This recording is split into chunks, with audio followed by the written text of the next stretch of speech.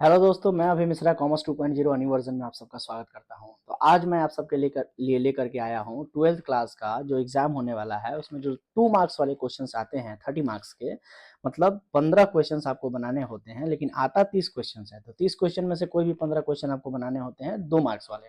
तो आइए आज लेकर के चलते हैं आप लोगों को 2 मार्क्स वाले जो भी इंपॉर्टेंट क्वेश्चंस हो सकते हैं उसके लिस्ट पर। तो देखिए, हमने यहाँ पर 30 क्वेश्चन यानी 30 क्वेश्चन तैयार किया है और 30 क्वेश्चन में से आपको सिर्फ बनाना 15 है। ये 30 इंपॉर्टेंट क्वेश्चंस हैं, उसका एक सेट है कह लीजिए। तो ऐसे और भी सेट कहिएगा तो मैं प्रोवाइड कर दूंगा, आंसर के साथ भी कर सकता हूं, बट फिलहाल यहाँ पर केवल आपके लिए क्वेश्चंस क्वेश्चंस लेकर के आए हैं।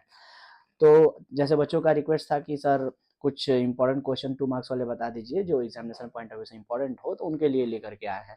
तो ये जो क्वेश्चन आप देख पा रहे हैं 2 मार्क्स वाले क्वेश्चन हैं इस, और ये एक सेट है 30 क्वेश्चंस का, जिसमें से 15 क्वेश्चन ही सिर्फ बनाने हैं। एग्जामिनेशन में ऐसे ही सेट आते हैं 30 क्वेश्चन के। इस तरह से और भी 1 2 3 सेट हो सकते हैं, जो कहिएगा तो आने वाले लेक्चर में लेकर के आ जाऊंगा। तो आइए बिना देर किए सारे क्वेश्चंस को एक बार देखते हैं। और अगर आपके ये सारे क्वेश्चन तैयार हैं तो समझिए कि अच्छी बात है, नहीं है तो प्रयास करें कि इस लेक्चर को देख करके सारे के सारे क्वेश्चंस आप रेडी कर लें। तो आइए शुरू करते हैं बिना देरी के। पहला क्वेश्चन देखते हैं क्या लिखा है। सबसे पहले तो इस स्क्रीन को थोड़ा बड़ा कर लेते हैं। जी हाँ, अब देखेंगे पहला क्वेश्चन कहता है कि किसी साझेदार के अवकाश ग्रहण करने पर संपत्तियों और दायित्वों का पुनर्मूल्यांकन क्यों किया जाता है? Why are assets and liabilities revalued at the time of retirement of a partner?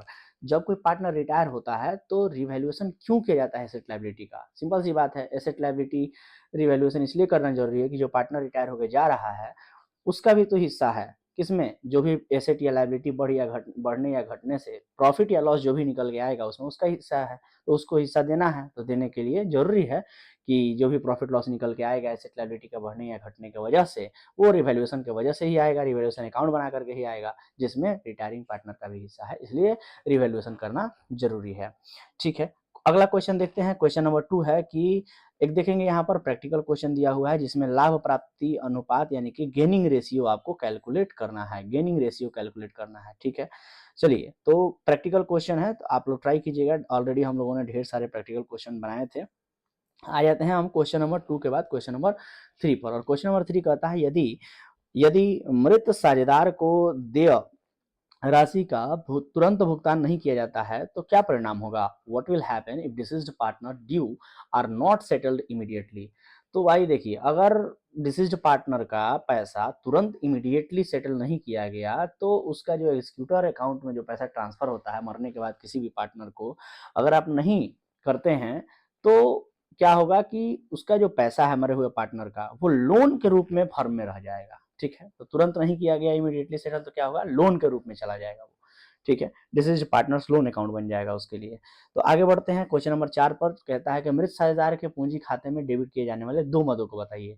जब पार्टनर मर जाता है, mention the items which are debited to deceased partner's capital account. जब कोई पार्टनर मर जाता है तो उसके कैपिटल अकाउंट में कौन कौन से आइटम डेबिट किए जाते हैं? सिंपल सी बात है, कैपिटल अकाउंट में डेबिट करने की बात आती है तो आप कर सकते हैं कि कोई भी ऐसा आइटम जिसकी वजह से कैपिटल घटता है वो डेबिट में लिखा जाता है। सिंपल सी बात है, कैपिटल अकाउंट में डेबिट होने का मतलब है कि कोई भी ऐसा आइटम जिसकी वजह से जो कैपिटल अकाउंट है वो क्या होता है, माइनस होता है, उसको डेबिट में लिखते हैं, बात खत्म। तो ऐसे कोई से आइटम हो सकते हैं, जैसे ड्राइंग हो गया, जैसे इंटरेस्ट ड्राइंग हो गया, जैसे लॉस हो गया किसी तरह का, किसी भी तरह का पास्ट ईयर लॉस हो गया, करंट ईयर का लॉस हो गया, या यूं कह ले तो रिवैल्यूएशन लॉस हो गया। ऐसे कोई भी आइटम जो है वो कैपिटल को घटाता है और डेबिट में लिखा जाता है। आइए क्वेश्चन नंबर 5 पे आते हैं। लिखा है ऐसी 2 दशाएं बताइए जिसमें साझेदारी को विघटित हुआ माना जाता है। कोई भी 2 सिचुएशन बताना है जिसमें पार्टनरशिप को क्या मान लिया जाता है, डिसॉल्व मान लिया जाता है। कोई भी ऐसा, जैसे कि सभी लोग इंसॉल्वेंट हो गए, सभी पार्टनर इंसॉल्वेंट हो गए, डेथ हो गया, डेथ हो गया सभी पार्टनरों का एक्सेप्ट वन, किसी एक को छोड़ के बाकी का डेथ हो गया। मान लो 2 पार्टनर हैं, एक का डेथ हो गया, एक रह गया, तो पार्टनरशिप खत्म हो जाएगा, डिसॉल्व हो जाएगा। तो ये होता है आपका 2 दशा, कोई भी लिख देना है। आप लोगों ने ऑलरेडी पार्टनरशिप का डिसोल्यूशन चैप्टर में 2 कंडीशंस पढ़े थे, 2 सर्कमस्टांसेस, कई सारे सर्कमस्टांसेस पढ़े थे, उसमें से कोई सा भी 2 लिख देना है। क्वेश्चन नंबर 6 पे आते हैं। लिखा है कि फर्म का विघटन के क्या तरीके हैं? What are the modes of dissolution of a firm? Firm dissolve कब होता है? फर्म डिसॉल्व होने का मतलब कि बिजनेस ही बंद हो गया, बिजनेस अब आगे नहीं चलेगा। देखिए ध्यान से देखिएगा, ऊपर पार्टनरशिप का डिसोल्यूशन पूछा था, यहाँ फर्म का डिसोल्यूशन पूछा है, दोनों में थोड़ा सा अंतर है। ये डिसोल्यूशन चैप्टर में हम लोगों ने पढ़ा भी था। डिसोल्यूशन ऑफ ऑफ पार्टनरशिप और डिसोल्यूशन ऑफ फर्म में डिफरेंस। तो ध्यान रखिएगा आंसर देते समय कि डिसोल्यूशन ऑफ फर्म ऊपर पूछा है और नीचे ऊपर पूछा है डिसोल्यूशन ऑफ पार्टनरशिप और यहाँ पूछा है डिसोल्यूशन ऑफ फर्म, उसके अकॉर्डिंग आपको आंसर देना होगा। ये डिफरेंस में भी ये सवाल आ सकता है, ये डिफरेंस में भी ये दोनों सवाल आ सकता है, 5 नंबर में भी आ सकता है, 2 नंबर में भी, ध्यान रखिएगा। आगे कहता है कि अंशों का पुनः निर्गमन क्या है, व्हाट इज री इशूड ऑफ शेयर, री इशू क्या है, आप लोगों ने चैप्टर पढ़ा है इशू के बाद री issue of share, for future and re issue of share, तो इसमें री इशू का अर्थ क्या होता है वो पूछ रहा है। अच्छे से आंसर लिखना है। क्वेश्चन नंबर 7 के बाद आ जाते हैं क्वेश्चन नंबर 8 पे, जो कहता है कि अंशों का अल्प या न्यून अभिधान एवं अधिक अभिधान से क्या समझते हैं, what is meant by under subscription and over subscription of shares. आपको पता है कि जितने नंबर ऑफ शेयर्स इशू किए जाते हैं, अगर उतने ही नंबर ऑफ शेयर्स सब्सक्राइब हो जाते हैं तो वो फुल सब्सक्रिप्शन कहलाता है। लेकिन उससे अगर कम सब्सक्राइब हुआ, जितना इशू किया गया है उससे कम सब्सक्राइब हुआ तो वो अंडर सब्सक्रिप्शन है, और जितना इशू किया गया है उससे ज़्यादा सब्सक्राइब हो गया तो वो ओवर सब्सक्रिप्शन है। सिंपल सी बात है। आगे बढ़ते हैं कि ऋण पत्र के 2 प्रकार बताइए, name any 2 types of debenture, 2 प्रकार के डिवेंचर बताइए। ऑलरेडी हम लोगों ने बहुत प्रकार के डिवेंचर पढ़े थे, जैसे secured debenture, unsecured debenture, security के आधार पे, कन्वर्टिबिलिटी के आधार पे, कन्वर्टेबल, नॉन कन्वर्टेबल, इस तरह से ढेर सारे डिवेंचर के प्रकार आप लिख सकते हैं। न्यास विलेख क्या है, व्हाट इज ट्रस्ट डीड, ये नया शब्द हो सकता है, जरा ध्यान से सुनिएगा। जब कोई एनपीओ में कोई व्यक्ति कोई अपने अपने प्रॉपर्टी को ट्रांसफर करता है किसी एनपीओ को, जैसे मंदिर को मान लीजिए किसी ने ट्रांसफर कर दिया, मस्जिद को, चर्च को, है ना, तो ऐसे सिचुएशन में व्यक्ति का उस एनजीओ के तरफ से एक एग्रीमेंट, एक लेटर बनाया जाता है, एग्रीमेंट बनाया जाता है, एक डीड बनाया जाता है, डॉक्यूमेंट बनाया जाता है, जिसमें ये बात लिखा होता है कि आप जो भी हैं आप अपनी प्रॉपर्टी को इस ऑर्गेनाइजेशन को, इस एनजीओ को दे रहे हैं। ठीक है, तो उसी डीड को, उसी डॉक्यूमेंट को ट्रस्ट डीड कहा जाता है, उस ट्रस्ट को दे रहे हैं। ठीक है, उस ऑर्गेनाइजेशन को, एनजीओ को दे रहे हैं।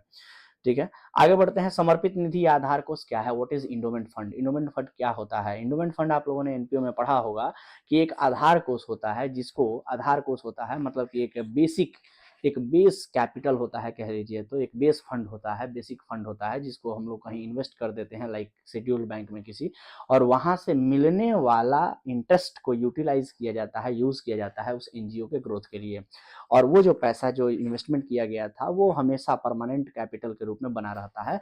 इसी तरह के फंड को इंडोमेंट फंड कहा जाता है। Very important examination point of view से। आगे बढ़ते हैं, क्वेश्चन नंबर 12 देखते हैं। लिखा है लाभ न कमाने वाली संस्था किसे कहते हैं, what is not for profit organisation. NPO का डेफिनेशन चुपचाप लिख दीजिएगा, काम खत्म। आगे कहता है साझेदारी संलेख क्या है, what is partnership deed. Partnership deed क्या है, आप लोगों ने पढ़ा होगा पार्टनरशिप का फंडामेंटल चैप्टर, बेसिक चैप्टर में ही, कि पार्टनरशिप डीड क्या होता है।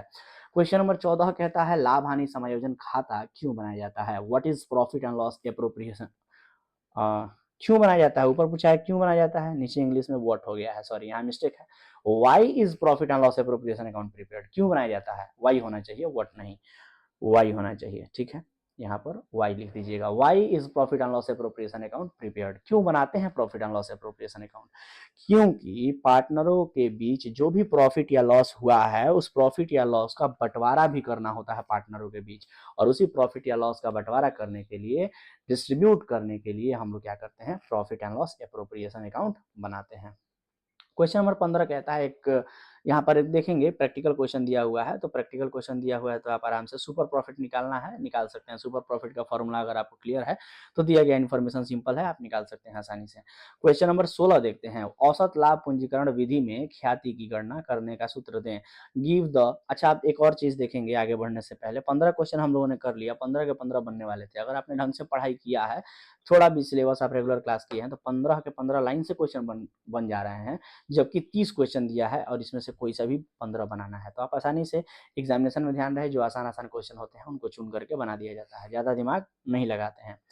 आइए आ जाते हैं क्वेश्चन नंबर 16 पे। लिखा है औसत लाभ पूंजीकरण विधि में ख्याति की गणना करने का सूत्र दीजिए। यानी कि आपने पढ़ा था capitalisation of average profit method, उसमें आपको सिर्फ फॉर्मूला पूछा है, फॉर्मूला लिख देना है। कैपिटलाइजेशन ऑफ एवरेज प्रॉफिट, ध्यान रखिएगा कैपिटलाइजेशन में 2 ठो था, एक कैपिटलाइजेशन ऑफ एवरेज प्रॉफिट था और दूसरा कैपिटलाइजेशन ऑफ सुपर प्रॉफिट भी था। यहाँ जो लिखना है वो कैपिटलाइजेशन ऑफ एवरेज प्रॉफिट लिखना है। क्वेश्चन नंबर 17, उन दो स्थितियों के नाम लिखें जिनसे एक साझेदारी फर्म का पुनर्गठन होता है। State two circumstances by which a partnership firm may be reconstituted. दो बताइए परिस्थिति जिसमें पार्टनरशिप फर्म का रिकॉन्स्टिट्यूशन होता है। दो क्या पांच परिस्थितियां थी, हम लोगों ने पढ़ा था पार्टनरशिप में रिकॉन्स्टिट्यूशन जो चैप्टर था change in profit sharing ratio, उसमें कोई भी दो परिस्थिति मैंने कहा भी था कि एग्जाम में आ सकता है, इंपॉर्टेंट क्वेश्चन के रूप में लिख सकते हैं। जैसे change in profit sharing ratio, admission of a partner, retirement of a partner, death of a partner. चार परिस्थितियां, चारों चैप्टर के नाम है, दो कोई सा भी लिख देना है। आगे कहता है ये तो हो गया रिकॉन्स्टिट्यूटेड वाला। क्वेश्चन नंबर 18 कहता है लाभ विभाजन अनुपात में परिवर्तन से क्या आशा है। What is meant by change in profit sharing ratio. Profit sharing ratio लाभ हानि अनुपात में परिवर्तन से क्या आशा है। परिवर्तन से यही आशा है कि एक पार्टनर जो होता है दूसरे पार्टनर के प्रॉफिट्स के हिस्से को कुछ परचेज कर लेता है, जिसके बदले में उसे क्या करना पड़ता है, दूसरे पार्टनर को कुछ अपना कुछ भरपाया करना पड़ता है। इसे ही हम लोग कहते हैं change in profit sharing ratio. आगे कहता है सामान्य संचय क्या है। What is general reserve. General reserve क्या है। सामान्य संचय ऐसा संचय जो सामान्य कामों के लिए होता है, उसको सामान्य संचय कहते हैं। खास एक होता है, एक स्पेसिफिक होता है, एक जनरल होता है, दो तरह के रिजर्व होते हैं। यहाँ पर जो है जनरल रिजर्व के बारे में पूछा है। क्वेश्चन नंबर 20 कहता है एक नए लाभ विभाजन अनुपात तथा त्याग अनुपात में अंतर करें। Distinguish between new profit sharing ratio and sacrificing ratio. आप लोगों ने change in profit sharing ratio chapter पढ़ा होगा, उसमें दो तीन तरह के डिफरेंसेज हमने लिखवाए थे, जैसे कि सेक्रीफाइसिंग रेशियो और गेनिंग रेशियो में क्या अंतर है, सेक्रीफाइसिंग रेशियो न्यू रेशियो में क्या अंतर है, गेनिंग रेशियो और न्यू रेशियो में क्या अंतर है। इस तरह से डिफरेंसेस दिए हुए थे। डिफरेंस मैंने कहा भी था अच्छे से तैयार कर लेना है, एग्जामिनेशन पॉइंट ऑफ व्यू में डिफरेंस इंपॉर्टेंट होता है। आइए क्वेश्चन नंबर 21 पे आ जाते हैं, 21 पे आ जाते हैं, 21 पे आ जाते हैं। त्वरित या तरल अनुपात से आप क्या समझते हैं। What do you mean by quick और लिक्विड रेशियो। क्विक या लिक्विड रेशियो क्या होते हैं, रेशियो चैप्टर में आप लोगों ने पढ़ा था। लिक्विड रेशियो करंट रेशियो में आता है, ठीक है। आगे बढ़ते हैं। शीर्ष या लंबवत विश्लेषण किसे कहते हैं। What is vertical analysis. Vertical analysis याद कीजिए किसको कहते हैं, कॉमन साइज स्टेटमेंट, जिसमें ऐसे वर्टिकली हम लोग क्या करते थे, एनालिसिस करते थे। मतलब कि एक एक ईयर का इंफॉर्मेशन दिया रहता था, माफ कीजिएगा ये इतने कॉलम्स नहीं होंगे। एक ईयर का मान लीजिए कि इंफॉर्मेशन दिया हुआ है, और इसको हम लोग क्या करेंगे कि दूसरे साल में हम लोग बताएंगे कि ये जो भी इंफॉर्मेशन दिया है, एक आइटम से दूसरे आइटम का कितना परसेंट चेंज है वो यहाँ लिखना होता था, और ऐसे ही करके नीचे तक नीचे तक नीचे तक लिखते आना था। का मतलब ये हो गया कि ये वर्टिकल एनालिसिस है, ठीक है। वर्टिकली बनाया जाता है, ऐसे बनाया जाता है, ना कि ऐसे बनाया जाता है। तो थोड़ा सा ध्यान रखेंगे। वर्टिकल एनालिसिस के बारे में हमने चर्चा किया था जब एनालिसिस चैप्टर पढ़ा रहे थे हम कंपनी में। तो आगे बढ़ते हैं क्वेश्चन नंबर 23 पे। संचालन संबंधी रोकड़ प्रवाह क्रियाओं के बाद चार उदाहरण बताइए कि 4 example of cash flow related to operating activity. Operating activity बताना है। आप लोग याद करें कि कैश फ्लो स्टेटमेंट जब चैप्टर पढ़ा रहे थे तो उसमें तीन तरह के एक्टिविटी पढ़ाए थे। एक था आपका ऑपरेटिंग एक्टिविटी, एक था आपका इन्वेस्टिंग एक्टिविटी, और एक था फाइनेंसिंग एक्टिविटी। तो ऑपरेटिंग एक्टिविटी में कई सारे पॉइंट्स देखे थे, या कई सारे एग्जांपल्स कह लीजिए तो देखे थे। यहाँ पर कोई सा भी 4 एग्जांपल लिखना था। आप सिंपली लिख सकते हैं गुड्स से रिलेटेड कोई भी ट्रांजेक्शन हो, परचेज का, सेल का, है ना, या नॉर्मल ऑपरेटिंग एक्सपेंसेस जो बिजनेस में होते हैं, जैसे रेंट देना, सैलरी देना, ये सब जो है आपका ऑपरेटिंग एक्टिविटी में आ जाएगा। क्वेश्चन नंबर 24 कहता है गैर रोकड़ मदों को ध्यान में न रखना रोकड़ प्रवाह विवरण की सीमा क्यों है। Why is ignoring non cash items a limitation of the cash flow statement. मतलब कि आप लोग याद करें कि कैश फ्लो स्टेटमेंट में सिर्फ और सिर्फ कैश को लिखा जाता है, नॉन कैश आइटम को नहीं लिखा जाता है। तो वही पूछ रहा है लिमिटेशन क्यों है, नॉन कैश आइटम को इग्नोर करना लिमिटेशन क्यों है। तो लिमिटेशन इसलिए है कि जब आप नॉन कैश आइटम को इग्नोर करेंगे तो इग्नोर करने से क्या होगा कि एग्जैक्ट इफेक्ट नहीं पता चलेगा, ठीक है। एग्जैक्ट इफेक्ट नहीं पता चलेगा क्योंकि कैश से आप बहुत, केवल कैश आइटम ही तो आइटम नहीं होते हैं, नॉन कैश पे आइटम भी आइटम होते हैं। सिंपली बात कहें एक शब्द में तो लिमिटेशन मैंने लिखवाया भी था कैश फ्लो स्टेटमेंट का। आप लिमिटेशन जो है देखेंगे उसमें ये आंसर आपको दिख जाएगा। क्वेश्चन नंबर 25 कहते हैं कि वित्तीय विवरण विश्लेषण के उपकरण से क्या अभिप्राय है, क्या आशय है। What is meant by tools और techniques of financial statement analysis. आप याद कीजिए फाइनेंशियल स्टेटमेंट एनालिसिस का टूल्स या टेक्निक्स नाम का हम लोगों ने चैप्टर शुरू किया था और चैप्टर पढ़े थे तो सबसे पहले उसका मीनिंग जाने थे, तो यही मीनिंग पूछा है, बस मीनिंग को लिख देना है। आगे कहता है ऋण पत्र के शोधन के 4 तरीकों का नाम बताइए। State 4 methods of redemption of debenture. 4 method कौन कौन से हो सकते हैं? कैपिटल के द्वारा रिडम्पशन हो सकता है, प्रॉफिट से रिडम्पशन हो सकता है, कोई एसेट फिक्स एसेट को बेच करके रिडम्पशन हो सकता है, हम लोग शेयर नए शेयर इशू करके कर सकते हैं। इस तरह से 4 आप कोई भी नाम लिख सकते हैं। लिखा है कि ऋण पत्रों के लाभ में से शोधन का क्या आशय है। What is meant bye redemption of debenture out of profit. यहाँ मैंने बताया भी था कि डिवेंचर जब चैप्टर हम लोग पढ़े थे तो आउट ऑफ प्रॉफिट से रिडम्पशन कर रहे हैं का क्या अर्थ है, आप वहां से आसानी से लिख सकते हैं रिडम्पशन ऑफ डिवेंचर का। दायित्व और आयोजन में क्या अंतर है। What is difference between liability and provision. Liability and provision से क्या आशय है, ठीक है। अगला क्वेश्चन है कि आकस्मिक या संयोगिक दायित्व क्या है। What is contingent liability. याद कीजिए कंटीजेंट लायबिलिटी के बारे में चर्चा किए थे जब बैलेंस शीट पढ़ा रहे थे, तो बैलेंस शीट के नीचे फुटनोट में कुछ आइटम्स आते हैं, 2 आइटम्स के बारे में मैंने बताया था, उसी में से कंटीजेंट लायबिलिटी होता है। चालू संपत्तियां क्या है। What are current assets. Current asset क्या होते हैं, जल्दी से बैलेंस शीट याद कीजिए।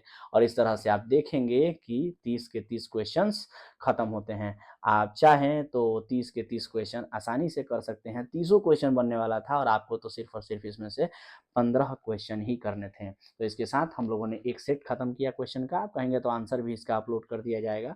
फिलहाल मुझे लगता है कि आंसर करने में थोड़ा ऐसे डिटेल में करने में थोड़ा समय लगता, लेक्चर लंबा हो जाता। मैंने यूं ही डिस्कस करा दिया ओरली। आप लोग हर एक क्वेश्चन का आंसर मैंने क्लासरूम में कराया था अच्छे से। हर एक क्वेश्चन बनने वाले थे, एक भी ऐसा क्वेश्चन नहीं था जो बनने वाला नहीं था। 30 क्वेश्चन है, 15 क्वेश्चन ही बनाने होते हैं। इस तरह से आप कहेंगे तो और भी 30-30 क्वेश्चन अलग अलग क्वेश्चन के हम सेट्स ला देंगे। 2-4 सेट आप लोग ऐसे कर लेंगे तो आइडिया लग जाएगा कि एग्जामिनेशन में कैसे सवाल आते हैं। और इनमें से most of the question exam में ऑलरेडी आया हुआ है। तो देखते रहें और लाइक शेयर सब्सक्राइब जरूर करें, अपने दोस्तों को भेजें और उन्हें भी कहें कि कॉमर्स 2.0 यूट्यूब चैनल को देखें और तैयारी करें अपने एग्जामिनेशन की बेहतर अंदाज में। चलिए आज के लिए मेरी तरफ से इतना ही। मिलते हैं अगले लेक्चर में, तब तक के लिए टाटा बाय बाय, धन्यवाद।